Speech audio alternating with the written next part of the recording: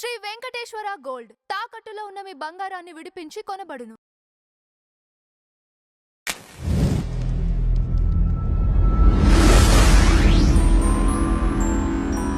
Madam నమస్కారం. నమస్తే. Madam, నిన్న తెలంగాణ బడ్జెట్ సమావేశంలో భాగంగా అసెంబ్లీలో ముందుగా రాష్ట్ర గీతం ఆలపించడం జరిగింది. తర్వాత వందే మాతర గేయం. ఈ సందర్భంలో భాగంగా కొంతమంది ఎంఐఎం నాయకులు వాకౌట్ చేయటం చూసాం. ఇది ఎంతవరకు కరెక్ట్ అంటారు? ఇంతవరకు కరెక్ట్ ఏంటి, అసలు కరెక్టే కాదు, సబబే కాదు. మరి ఏం చేయాలి? ఏం చేయాలంటే మరి ముఖ్యమంత్రి ఆలోచించాలి, తర్వాత స్పీకర్ నిర్ణయం తీసుకోవాలి. దీని మీద చర్యలు ఉండాలండి. మీకు ఒక నిర్ణయం తీసుకునే వందే మాత్రం తప్పక ఆలపించాలి అన్నారు. ఇప్పుడు రేవంత్ రెడ్డి గారు వచ్చాక ముఖ్యమంత్రిగా అందశ్రీకి గౌరవం ఇచ్చారు. రాష్ట్రగీతాన్ని ఆయన ప్రతి సమావేశంలోనూ పాడాలని చెప్పారు. ఎక్కడ ఏ కార్యక్రమం జరిగినా పాడుతున్నారు. దాన్ని మనం ఆహ్వానించాం కదా. జై జై హే తెలంగాణ అనే పాట మనం వింటున్నాంగా, అందశ్రీ గారు రాసింది. మరి వందే మాత్రం పాడడానికి ఏమొచ్చింది మీకు?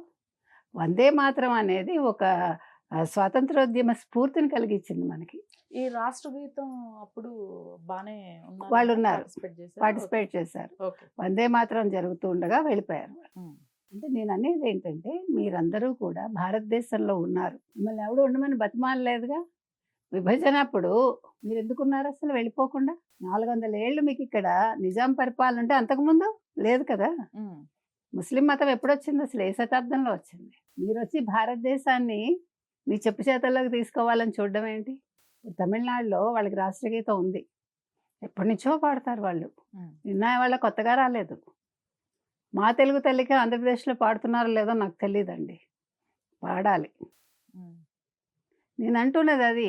ఇప్పుడు మన భాషకి మనం ఎంత ప్రాముఖ్యత ఇచ్చామో, మన దేశీయ గీతాన్ని కూడా మనం పాడాలి కదా. వాళ్ళు వెళ్ళిపోయి జనగణమన పాడుతుంటే లోపలికి వచ్చారు. ఎవరెవరు అనేది మీకు చెప్తా ఒక్కసారి. ఓకే, అంటే వందే మాత్రం పాడుతున్నప్పుడు వెళ్ళిపోయి మళ్ళీ జనగణమన జాతీయ గీతం ఆలపిస్తుంటే వచ్చేసారు. ఎందుకు మేడం అంత ద్వేషం? ఎందుకు మరి అదే వాళ్ళే చెప్పాలి అది. ఇప్పుడు మీకు కేంద్రం వచ్చి మనకి ఇటీవల ఒక నోటిఫికేషన్ జారీ చేసింది, వందే మాత్రం తప్పనిసరిగా అన్ని అధికారిక కార్యక్రమాల్లో పాడాలని. సో జై జై హే తెలంగాణకి వీళ్ళు గమ్మునున్నారు. అయితే ఈ మజ్లిస్ ఎమ్మెల్యేలు ఎమ్మెల్సీలు కామ్గా సభ నుంచి వెళ్ళిపోయారు. ఎవరెవరు? యాకుత్పుర ఎమ్మెల్యే జాఫర్ హుసేన్, ఎమ్మెల్సీ మీర్జా రియాజుల్ హసన్, ఎఫ్ఎంది మాత్రమే సభలో ఉన్నారట.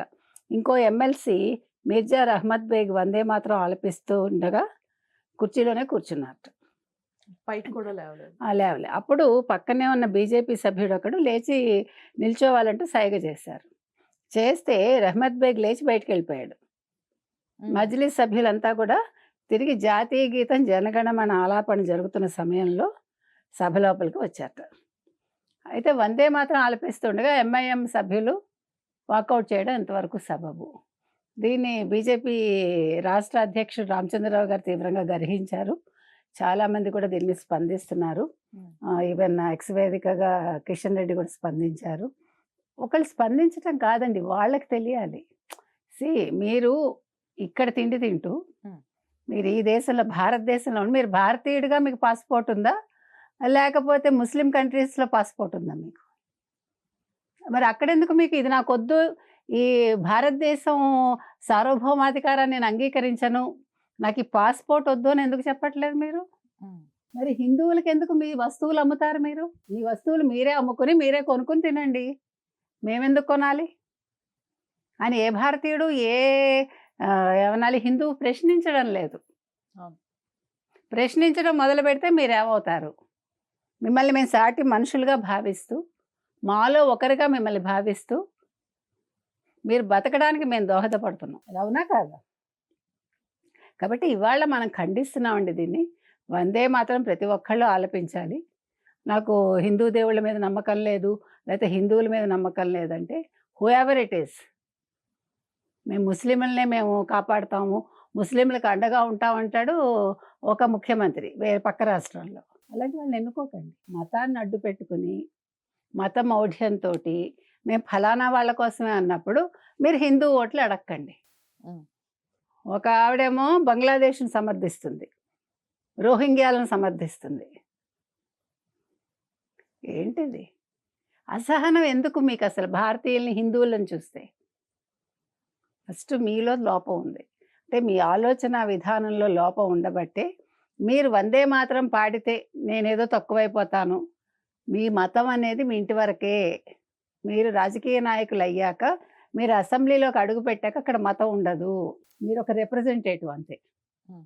మీరు ఎక్కడ నెగ్గారో ఆ నియోజకవర్గానికి ఒక రిప్రజెంటేటివ్గా మీరు వస్తారు, అది గుర్తుపెట్టుకోండి. ఇక్కడ మతాన్ని తీసుకుని మీరు అసెంబ్లీలోకి రారు ఏ ఒక్కరు కూడా. ఇష్యూలు మాట్లాడటానికి వస్తారు, ప్రజల తరఫున వస్తారు అంతే. ఇది అర్థమయ్యేలాగా ప్రతి ఒక్కళ్ళు చెప్పాలి. ప్రతి ఒక్క ఎమ్మెల్యే కానీ, ఎమ్మెల్సీ కానీ, ఎంపీ కానీ తెలుసుకోవాలి. తెలియకపోతే చెప్పండి అని మనం ముఖ్యమంత్రికో, అసెంబ్లీ స్పీకర్కో, రాష్ట్రాలకో లేకపోతే కేంద్రాలకో మనం చెప్తున్నాం.